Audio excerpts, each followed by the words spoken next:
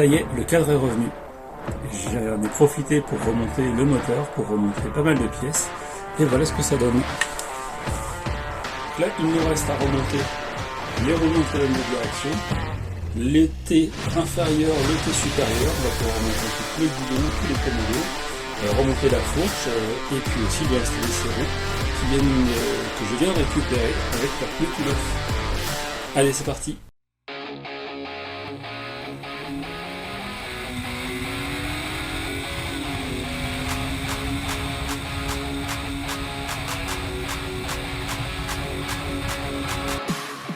Alors, pour l'opération du jour, on va avoir besoin d'un T avec un roulement tout neuf qui a été installé par mon super mécanicien Scott d'Arsumoto.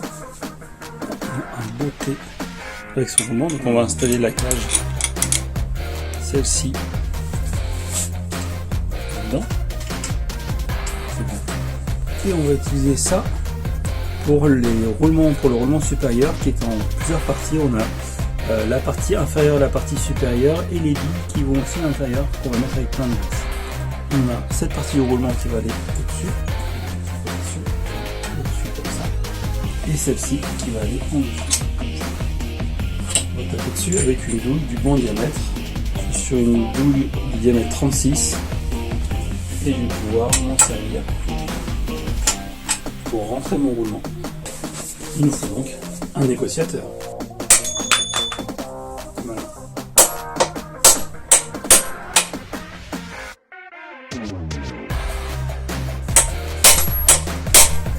Celui-ci est mis en place. On va passer au roulement à la cage inférieure, auquel j'ai mis le roulement en place en tapant dessus avec une plaque en métal. Et comme je veux le rentrer un petit peu plus, je vais utiliser l'ancien roulement pour pouvoir taper dessus. On va le faire rentrer au maximum.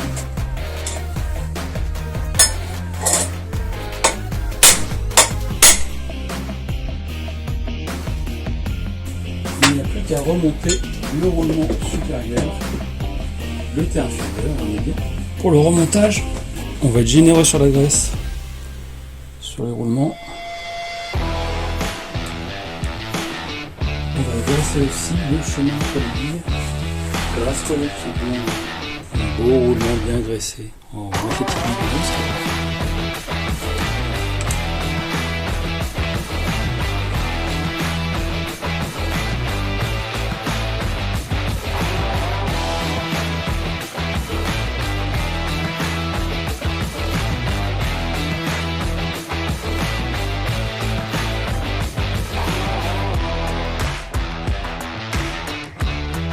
Petite bille, le roulement supérieur, la rondelle cache-poussière. Ah oui, il n'y a plus qu'à installer le T.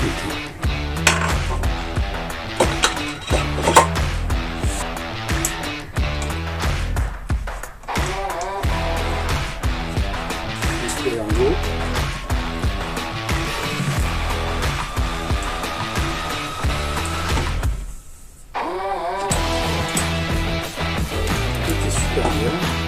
C'est un gros mélange, j'ai pas pu m'habituer. On recommence.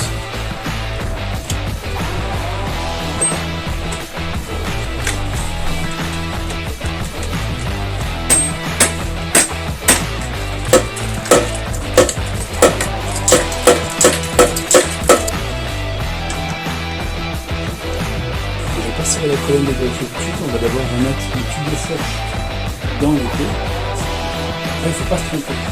Le tube qui vise comme une tuyau franc, c'est celui qui va à gauche. Et l'autre, il va à la série.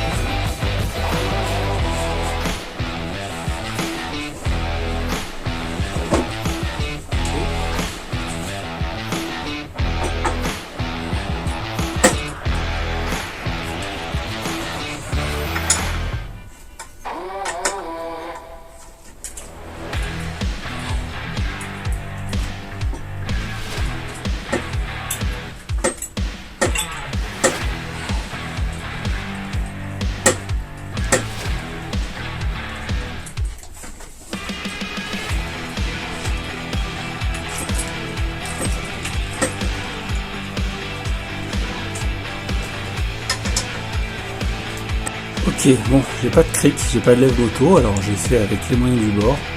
une sangle à cliquer pour lever la roue arrière, et puis on va essayer de passer la roue arrière. J'ai sorti la béquille aussi de façon à ce que la moto puisse sauter aussi sur la béquille. Elle est en appui là pour le moment sur la fourche. Et donc une fois qu'on aura mis la roue arrière à la béquille, on lèvera l'avant de la même façon, en espérant que ça se pose bien. Et puis on mettra la roue avant, ce sera pas mal.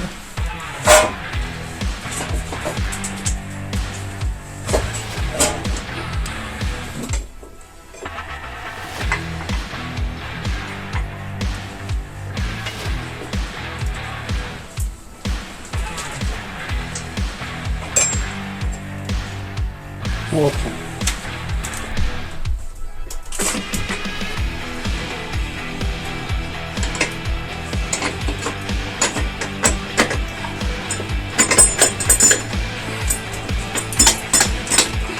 La roue arrière commence à être en place, c'est pas mal. Bon, attention le chaîne, on la fera après.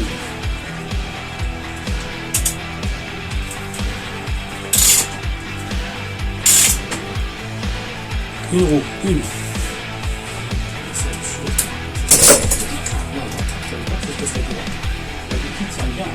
On va faire un peu plus automatique.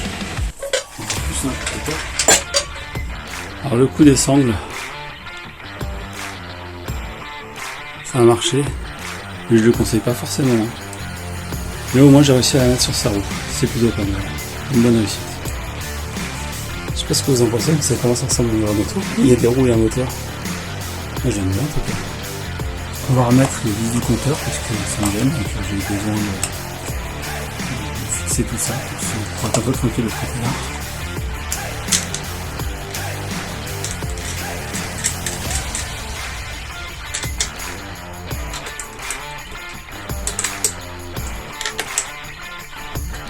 C'est pas mal. Sur les boutons. Ça va pouvoir la diriger un peu. Le bout c'est un peu comme la roche, j'ai pas fait, on peut se remonter le truc dessus. Forcément, il y a tout ça. Super, mais il y a la fille.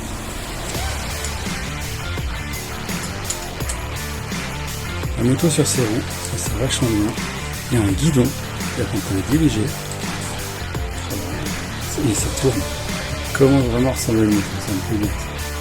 On va remettre en place le collecteur d'échappement. Pour remettre en place le collecteur, on va installer ce joint d'échappement.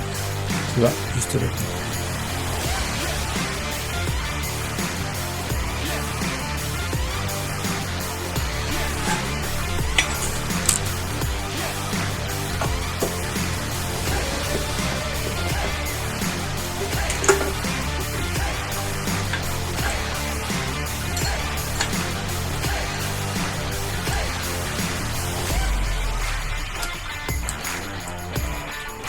Et puis juste comme ça, on va placer l'échappement en bas au fond pour voir comment tout ça se place.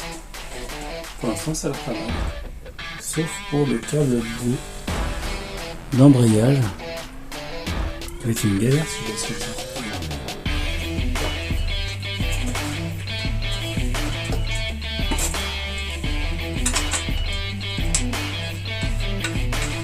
Avec l'embrayage, ça va vraiment être chiant.